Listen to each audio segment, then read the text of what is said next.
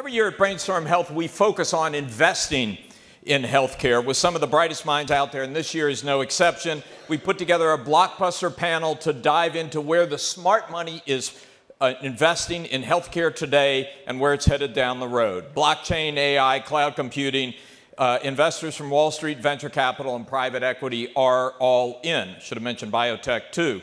To discuss investment in healthcare's newest tech, please welcome Sherry Mowry, Dr. Beth Seidenberg, and Amit Sinha with Fortune Executive Editor Adam Lashinsky. Thank you. Thank you, Alan, and good afternoon to everybody. I'd like you three to sit and make yourselves comfortable. I would like all of you a completely voluntary basis. We're very close to the end. If you'd like to stand up and just stretch really briefly, I highly recommend it. So I'm just going to go up and down. This is not the mindfulness meditation exercise. Okay, thank you. Sit down. We're going to start our panel now. Excellent. Okay. We've had a really exciting 2 days where we've been talking about a lot of things that are going on in the health industry, and it's time to talk about money. Okay, so Sherry Mowry, you're with Morgan Stanley, investment banker specializing in healthcare services. That's hospitals, payers, insurance, that sort of thing, correct? Supply chain, yeah. Beth Seidenberg, venture capitalist with a brand new firm of her own called Westlake Village Biopartners. Westlake Village Biopartners.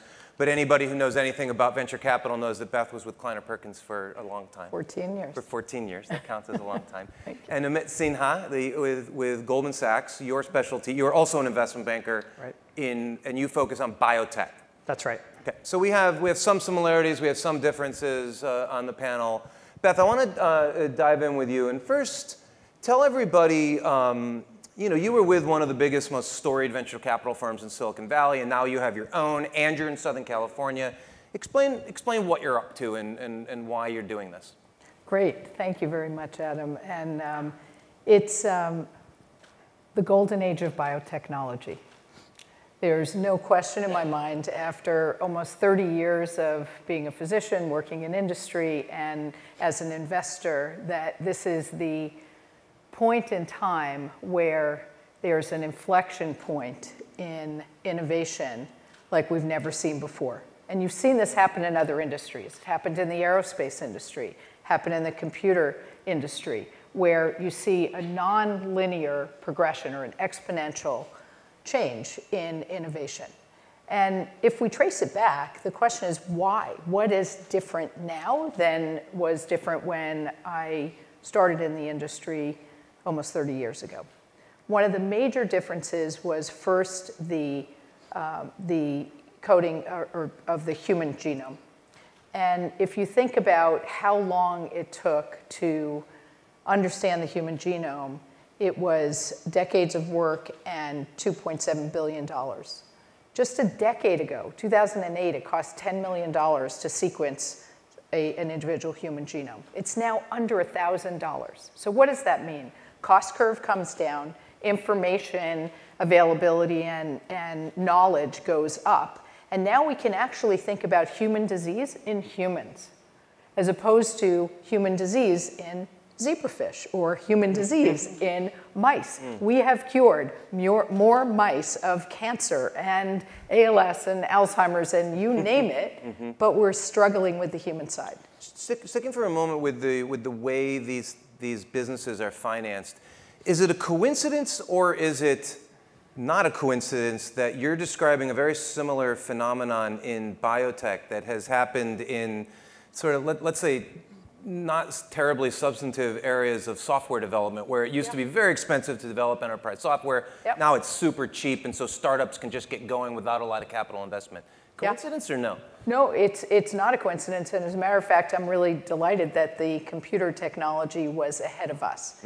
Because one of the most important things you've heard a lot about AI, ML, is you need computing power to be able to decode a lot of the new information that's being put in front of us. And this is human information.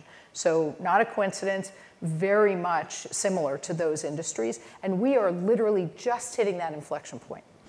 So in other words, we've got decades in front of us to understand human disease, to come up with new therapeutics, new ways of treating disease with new modalities. So, whether it's genes or cells or RNA or DNA, we've never had those tools available to us to actually treat human disease. So I want to come back around on some specifics, but I'll stay on genetics and explain to us first at a high level what is going on within the investment world, in the capital markets. What's working now? What do people hope will be working soon?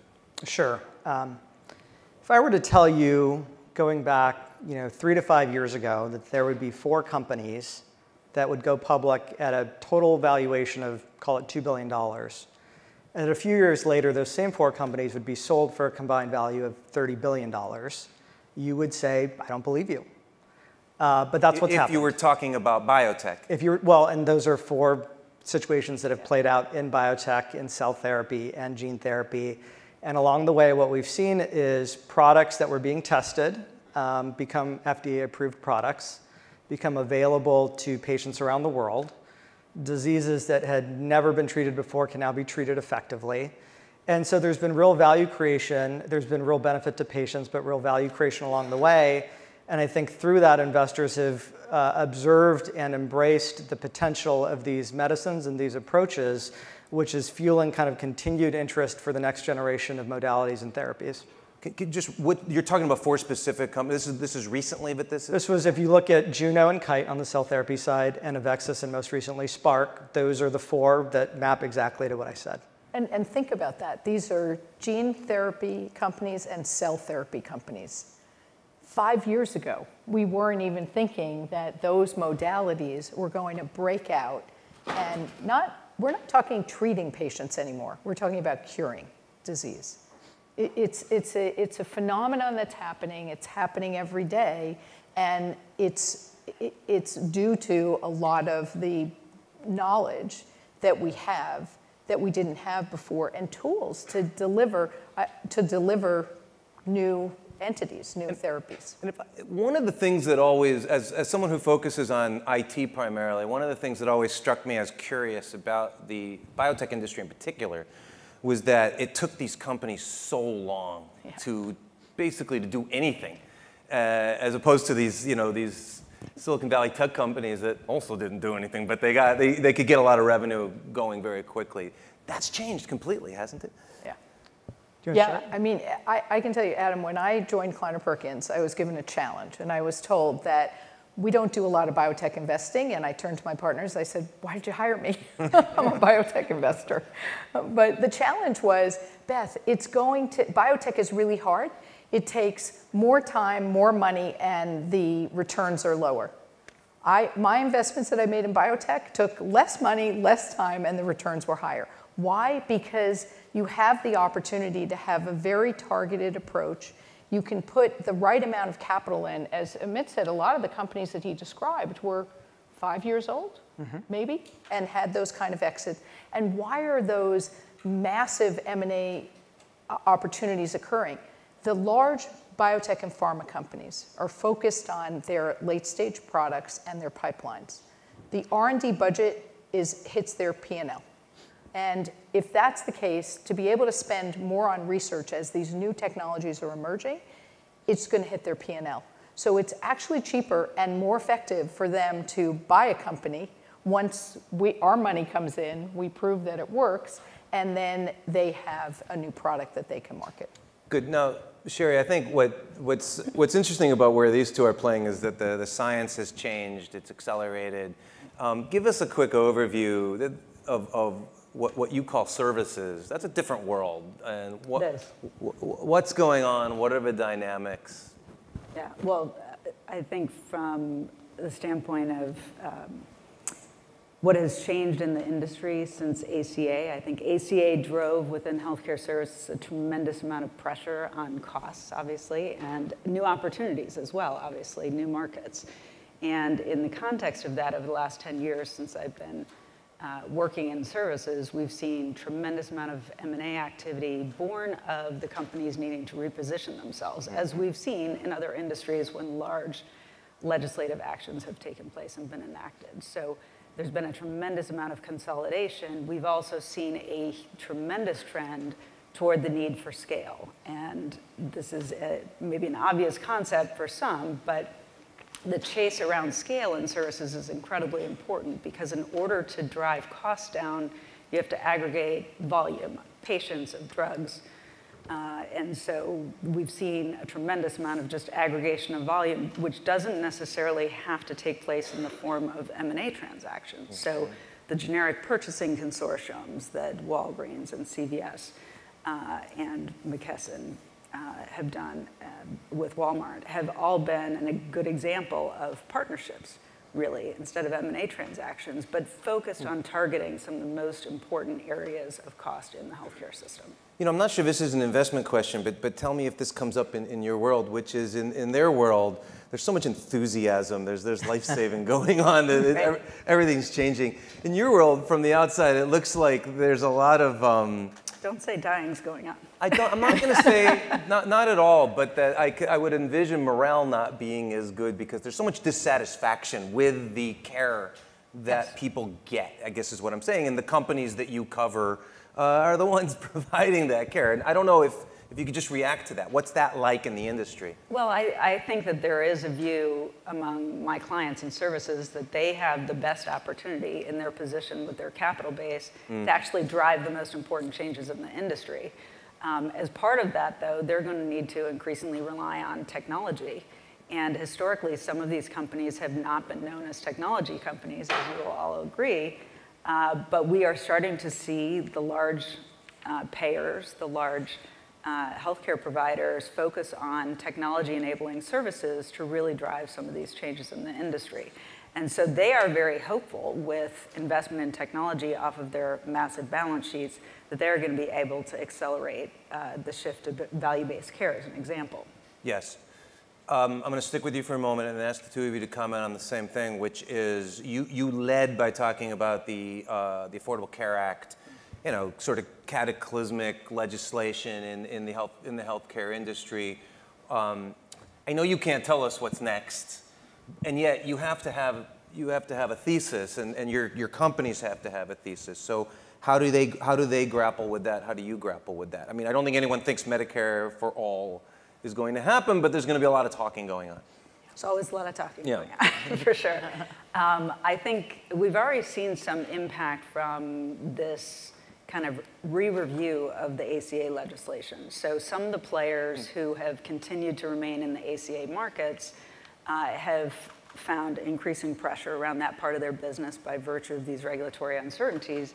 And as such, they are starting to think about repositioning that part of their business as a smaller part of their business, and at least hedging around that part of their business. So Centene's acquisition of WellCare had many different theses associated with it, but certainly as part of an expansion of Centene's product portfolio, they are effectively making a smaller part of their business be the ACA exposed business. Ahmed, speak generally about how government interacts with your sector. It's hugely important. Look, part of the reason why the development cycles have gotten shorter is the FDA has given us new tools over the last decade, breakthrough designation, orphan status. These are tools that allow companies to file and get reviewed faster. They can go to the FDA sometimes with fewer patients than maybe they would have had to have gone in decades prior. And that's really important because biotech is a very capital-intensive industry, and when you look at that and you look at the funding sources, being able to do more with less is absolutely critical. The other part of the equation, of course, is reimbursement. The government is a huge provider of reimbursement for pharmaceutical and biopharmaceutical products, and that's an ongoing conversation, which we're going to have to see where that goes in terms of pricing reform. Keep going for a moment. We're talking about the United States. Talk about the global picture from your perspective. I think global access is something that continues to be really important. I know a lot of the clients that we work with are focused on how do they get these new cutting-edge medicines to patients around the globe. The reimbursement systems differ, and so creating patient access and creating good access models for these therapies is something that's very much top of mind. I can't remember if someone on this panel mentioned it, but I know Jeff Immelt just did. So Sherry, I'll ask you first. Tell us what Amazon is doing. Everybody wants to know what Amazon's doing. We wish we had a crystal ball. since the time that they first started making noises about committing a lot of time and effort into healthcare, we've seen huge shifts in kind of market perspectives and huge influence on markets in the services space, specifically around the anticipated impact of Amazon in healthcare services. So the initial foray, I would say, was related to just educating themselves. And so we saw a lot of hiring within the healthcare services space in particular into Amazon, which then became these little pods of people within Amazon who are focused on specific programs, very secretive pods of people. The first large transaction that they've executed, obviously, is PillPack, which was an opportunity for them to dip their toe in the water, get licenses that they needed, be part of the regulatory and HIPAA framework, which is so critical in these markets and which they didn't have expertise for. And now we think that there is going to be an expansion of those services specifically focused on the pharmaceutical space at Amazon, as well as associated medical supplies and devices. And Haven, as a sister company, I guess you'd call it, may focus. This is the JP Morgan, Berkshire Hathaway, Amazon venture. Exactly, exactly. So that business is going to be a little different. That's said to be a non-for-profit business, specifically focused on enabling better care and better cost of care among those companies' employees. But as we expect to see, I think the two will work together to evolve the industry, with the beneficiaries being initially the employees of those three companies. Beth, playing on that, your young firm has made one investment. I'd like you to tell everybody about. I'm sorry, you've made one investment that you've disclosed publicly.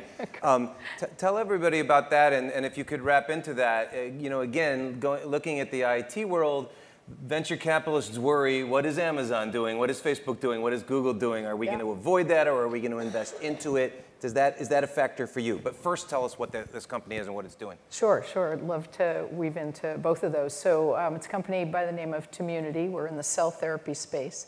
And one of the things to talk about is you read a lot about gene editing and CRISPR-Cas9 as a tool to basically knock in or knock out specific genes. And there's a big question as to when is that ready for humans? Well, I'm here to tell you that it's already in humans. So this company has introduced a product into human clinical trials where we're knocking out a key cancer gene, actually a triple knockout of two genes around cancer antigen called NY-ESO-1 that affects patients with myeloma, melanoma, and sarcoma. And we're also knocking out a third gene, which is PD-1. So Keytruda, Opdivo, as the examples of a checkpoint inhibitor. So what if you can have a cell that's the therapy, and you can actually have the multimodalities? You don't need to give another therapy. You can just have one cell that's engineered for that patient that hopefully will cure that cancer. So then weaving back to the big question in the industry now is, what's the cost of a cure? And is it worth it, right? You look at what happened in the hepatitis C field. Hepatitis C was first discovered when I was in medical training, and it was called non-A, non-B hepatitis. From that time to a cure of that disease was 2 decades, which is remarkable. And we're on that path. This is the golden age. That's remarkably short. Remarkably short in the yeah, I mean, if you think about, I just wanted to make sure. Yeah, remarkably short. You had to identify the virus. You had to then identify the targets in the human body that allows that virus to proliferate, and then you had to figure out how to interdict that and stop it and actually wipe out the virus. So we did that really, really well, but it cost a lot of money, and then there's a big debate. Well, was it worth it? Yep. Well, sure, it's worth it because the overall healthcare costs. Now, my feeling about Amazon, Berkshire Hathaway, Facebook, Google, all of the tech companies, come on in. I welcome them into the healthcare system. We're going to disrupt. We have to disrupt the way we pay for, the way we deliver, the way we monitor effectiveness of therapy. And the best way to do it is from innovation from another industry. And that's what's happening. I mean, you're interested in immunology. Say it for me. Immunology? Yeah. Will the big players be today's big players, or will they be brand new big players?